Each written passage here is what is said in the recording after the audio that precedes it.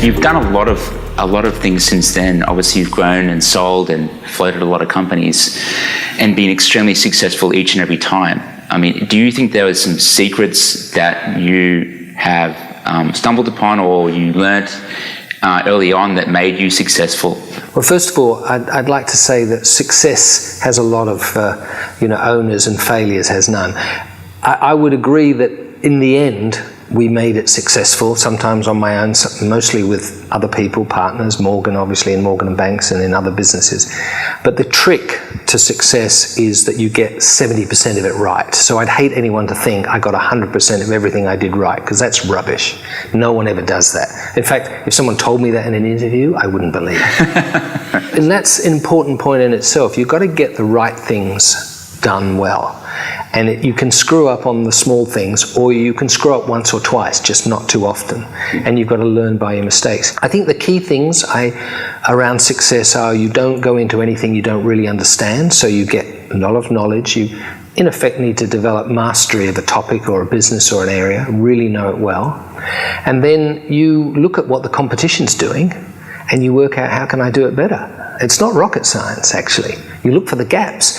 And where do you find the gaps? You ask the customer. You talk to people and you say, what is it that you don't get from a recruiting company that you wished you did get? Or whatever business it is you're in. Or maybe you're a customer yourself. And so filling those gaps, applying yourself, and having mastery are the secrets of success. Right. It's very profound. Coming from you, that, going to your customer and asking them, it's not something that a lot of people even think about doing. Amazing. All my best ideas came from customers. 2 ears, 1 mouth. Listen twice as often as you speak, and listen and be curious.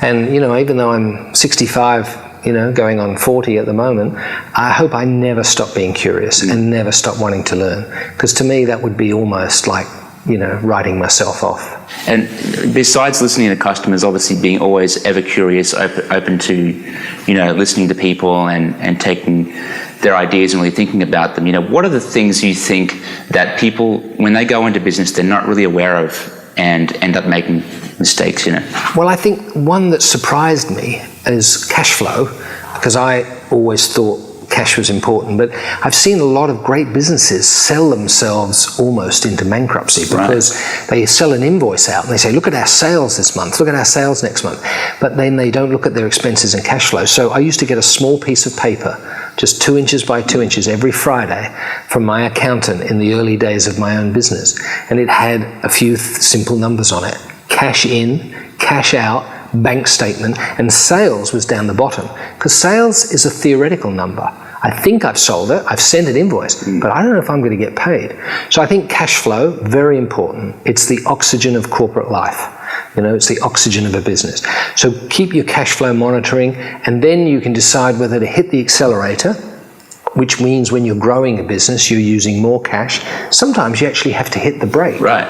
And slow the business down, collect some cash for a month or two, don't do anything new, make sure the bank's nice and happy with you, and then hit the accelerator again. Okay. So I feel that in my gut almost when I'm running a business, I can just feel cash flow. And even when we were frankly nearly 900 million in sales, I never stopped worrying about cash. And every week I would want to know what the cash business was doing, the balances, and where the accounts receivable were, and I could predict roughly how much cash we'd have 60 or 90 days ahead.